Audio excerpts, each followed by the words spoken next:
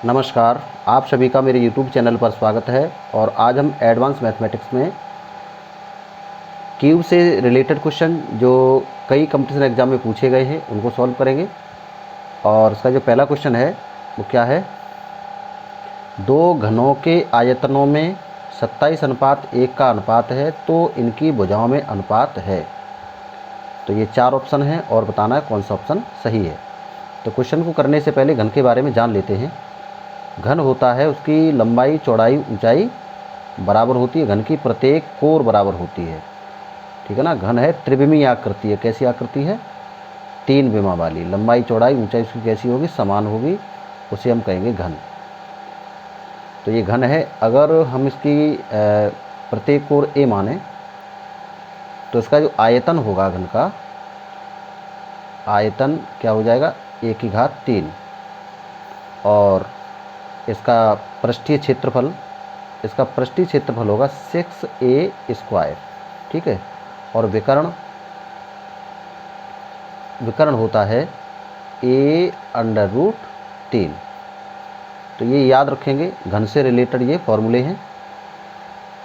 अब देखते हैं इसमें क्या कहा है कि दो घनों के आयतनों में। तो घन का आयतन, पहले घन का आयतन मान लेते हैं a1 दूसरे का a2। और इनका जो अनुपात है वो कितना? 27:1। तो a1³/a2³ = 27/1। दोनों पक्षों का घनमूल ले लें तो ये हो जाएगा a1/a2 = 27 का घनमूल हो जाएगा 3 और 1 का घनमूल होगा 1। तो ये इनकी क्या निकली? भुजाएं निकली घन की। तो a1/a2 = 3:1। तो घन की भुजाओं में अनुपात कितना हो गया? 3:1। ये आंसर हो जाएगा और ऑप्शन सही हो जाएगा A. Option is the correct option. अगला क्वेश्चन है 2। यदि एक घन का विकर्ण दिया है √12 सेंटीमीटर है तो उसका आयतन होगा। तो हम जानते हैं घन का विकर्ण, घन की कोर अगर a है तो उसका विकर्ण क्या होगा? a√3। और ये किसके बराबर है? √12 के बराबर है। तो उसे लिख देंगे, यहाँ से a निकाल लेंगे। a = हो जाएगा 12 को लिख सकते हैं 4 × 3 अपॉन √3। तो √3 से √3 कैंसिल हो जाएगा तो बचेगा √4। तो a = आ गया 2। 4 का वर्गमूल ले लेंगे, कितना हो गया? 2। अब हमें चाहिए घन का आयतन। तो आयतन क्या होता है? a⁵ तो 2⁵ = 8। तो 8 सेंटीमीटर क्यूब ये आंसर हो जाएगा और ऑप्शन सही हो जाएगा A. Option is the correct option. अगला है क्वेश्चन नंबर 3। 15 सेंटीमीटर भुजा वाले किसी घन में 3 सेंटीमीटर भुजा वाले कुल कितने घन काटे जा सकते हैं? तो इसमें करना क्या है, 15 सेंटीमीटर भुजा का घन है, उसके आयतन में 3 सेंटीमीटर भुजा के घन के आयतन का भाग दे देंगे तो घनों की कुल संख्या प्राप्त हो जाएगी। तो यहाँ पर देखें 15 सेंटीमीटर भुजा वाले घन का आयतन क्या हो जाएगा? 15 की घात 3। और 3 सेंटीमीटर तो ये हो जाएगा 3 की घात 3। तो ये हो जाएगा 15 × 15 × 15/3 × 3 × 3, ठीक है। तो यहाँ से ये 5 5 और 5 गुणा कर देंगे। 5 × 5 = 25, 5 × 125। कुल कितने घन काटे जा सकते हैं? 125 घन। आंसर हो जाएगा सी, इसका सही उत्तर होगा। अगला है क्वेश्चन नंबर 4। दो घनों के आयतनों में अनुपात दिया है, उनके संपूर्ण पृष्ठीय क्षेत्रफलों में अनुपात होगा, यह हमें बताना है। तो हम जानते हैं घन का जो आयतन होता है a⁵।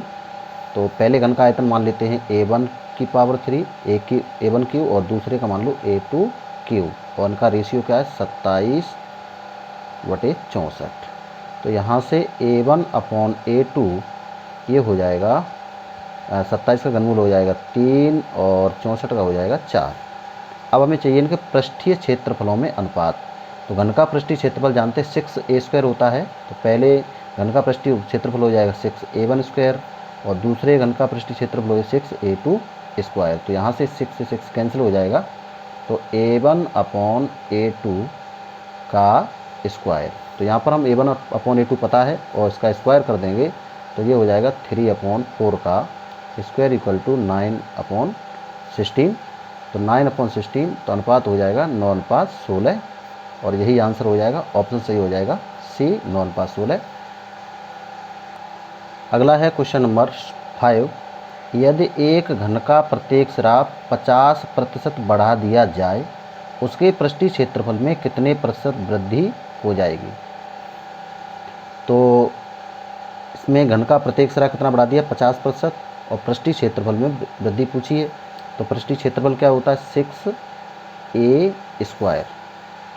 अब प्रत्येक सिरा 50% बढ़ा दें तो कितना बढ़ जाएगा a + a × 50/100। नया जो सिरा होगा तो ये हो जाएगा 50 दूनी 100 और ये हो जाएगा 2a + a 3a/2।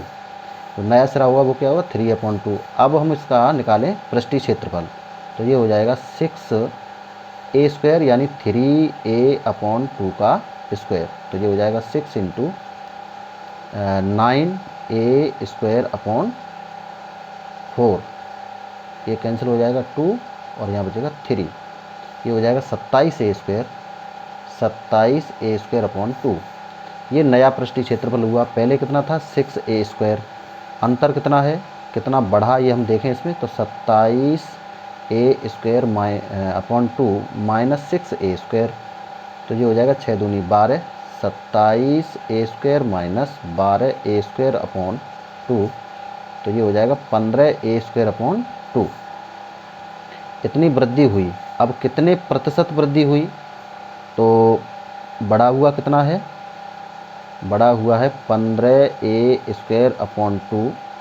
पहले कितना था 6a² × 100। इतने प्रतिशत वृद्धि हो जाएगी। तो a² से a² कैंसिल हो जाएगा और ये हो जाएगा आपका ये 1500 और 6 दूनी 12 भाग दे देंगे तो ये हो जाएगा 12 × 12, 12 दूनी 24, 12 पंजे 60 यानी 125% की वृद्धि हुई। ठीक है, आंसर हो जाएगा 125% और ऑप्शन सही हो जाएगा A option is the correct option. अगला क्वेश्चन नंबर देखें 6। किसी घनाभ, अभी हम घन के क्वेश्चन कर रहे थे, अब इसमें घनाभ की भुजाओं में अनुपात दिया है 1:2:3। पृष्ठीय क्षेत्रफल है 88 सेंटीमीटर²। तो घनाभ का आयतन पूछा है। तो घनाभ के बारे में जान लेते हैं। घनाभ जो होता है उसकी लंबाई चौड़ाई ऊंचाई समान नहीं होती है। ठीक है, घनाभ होगा आपका इस प्रकार से, यदि इसकी लंबाई माने l, चौड़ाई माने b और ऊंचाई माने h तो आयतन क्या होगा इसका l × b × h। लंबाई गुणा चौड़ाई गुणा ऊंचाई ये हो जाएगा आयतन। और इसका जो पृष्ठीय क्षेत्रफल होगा 2lb + bh + hl ये होगा पृष्ठीय क्षेत्रफल। इसके अगर विकर्ण की बात करें तो विकर्ण होगा √l² + b² + h²। तो घनाभ की भुजाओं में अनुपात दिया है तो भुजाएं हो जाएंगी x, 2x एंड 3x। इसका दिया है पृष्ठीय क्षेत्रफल, पृष्ठीय क्षेत्रफल 2lb + bh + hl। तो यहाँ से पृष्ठीय क्षेत्रफल कितना है 88। तो ये हो जाएगा 2lb इनका गुणा 2x² + bh तो 6x² और प्लस hl 3x² और ये किसके बराबर है 88। यहाँ 2 से काट देंगे 44 आ जाएगा। तो 2, 6, 8 और 3 11x² = 44। तो x² = आ जाएगा 4, x आ जाएगा 2। घनाभ का आयतन पूछा है तो आयतन क्या होता है l × b × h। तो यहाँ से हम x = 2 लिख देंगे इसमें, तो इसकी बेमाएँ मिल जाएंगी, लंबाई चौड़ाई ऊंचाई प्राप्त हो जाएगी। यहाँ से x = 2 लिख देंगे तो 2, 4 एंड 6 ये इसकी लंबाई चौड़ाई ऊंचाई मिल गई। तो यहाँ से आयतन निकाल लेंगे। तो आयतन क्या हो जाएगा LBH तो 2 × 4 × 6 6 चौको 24 दूनी 48 सेंटीमीटर क्यूब, 48 सेंटीमीटर क्यूब, ये आंसर हो जाएगा और ऑप्शन सही हो जाएगा सी। अगला है क्वेश्चन नंबर 7, उस सबसे लंबी छड़ की लंबाई ज्ञात कीजिए जो 10 मीटर लंबाई, 6 मीटर चौड़ाई और 4 मीटर ऊंचाई वाले हॉल में रखी जा सकती है। तो ये 10 मीटर, 6 मीटर, 4 मीटर का हॉल है। तो ये आपका हो गया घनाभ के आकार का होता है हॉल, ठीक है। तो ये हॉल है घनाभ के आकार का है। अब इसमें छड़ की लंबाई बतानी है, सबसे लंबी छड़। तो ध्यान रखेंगे सबसे लंबी छड़ की लंबाई होगी घनाभ के विकर्ण के बराबर। यहाँ पर L इक्वल टू कितना है 10 और B बराबर है 6 मीटर और H बराबर है 4 मीटर। अब हमें सबसे लंबी छड़ की लंबाई चाहिए, तो सबसे लंबी छड़ की लंबाई होगी √L square plus B square plus H square. तो ये हो जाएगा 10 का स्क्वायर प्लस 6 का स्क्वायर प्लस 4 का स्क्वायर। इसको सॉल्व कर देंगे तो ये हो जाएगा 100 प्लस 36 प्लस 16।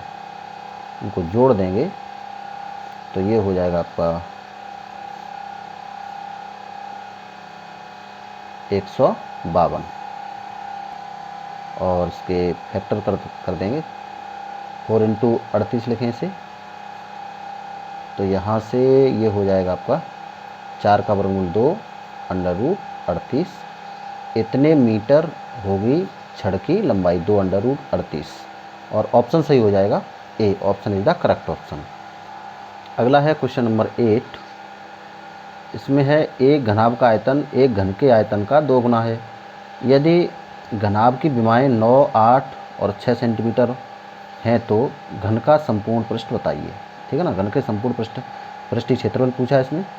तो यहाँ पर घनाभ का जो आयतन है घन के आयतन का 2 गुना है।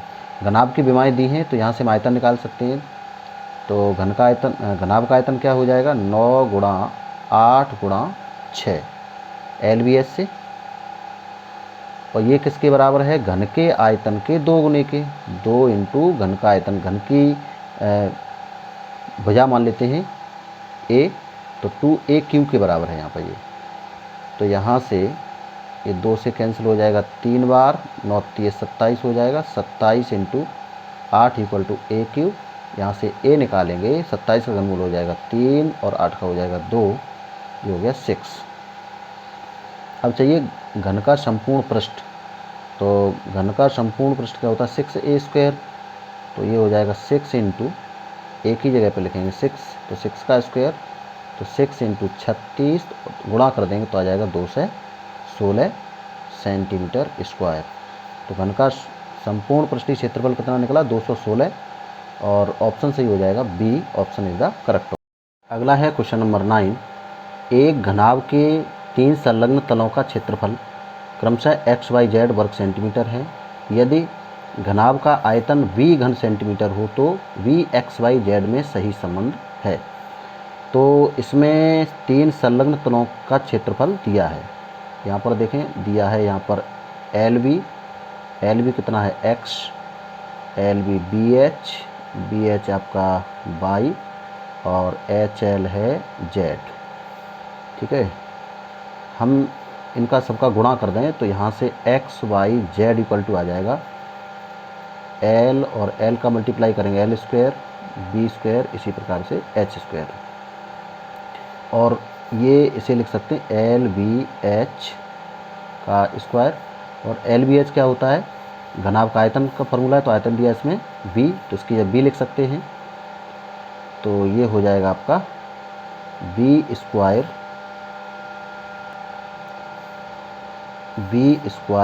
यहाँ लिख लें XYZ इक्वल टू क्या हो गया B स्क्वायर। तो XYZ और B में ये रिलेशन होगा B square equal to XYZ और ऑप्शन सही हो जाएगा A, option is the correct option. अगला क्वेश्चन है क्वेश्चन नंबर 10। कुछ ईंटें 20 घन मीटर माप के क्षेत्र में रखी जाती हैं। यदि प्रत्येक ईंट की लंबाई चौड़ाई ऊंचाई क्रमशः 25 सेंटीमीटर, 12.5 सेंटीमीटर, 8 सेंटीमीटर है तो उस ढेर में ईंटों की संख्या कितनी होगी। तो जो ईंटें रखी गई हैं 20 घन मीटर की माप में रखी गई हैं। तो हम क्या करें, इसमें एक ईंट की आयतन का भाग दे दें तो ईंटों की संख्या मिल जाएगी। 20 घन मीटर है यहाँ पर और ये सेंटीमीटर में है, तो ईंटों की संख्या कितनी होगी? ईंटों की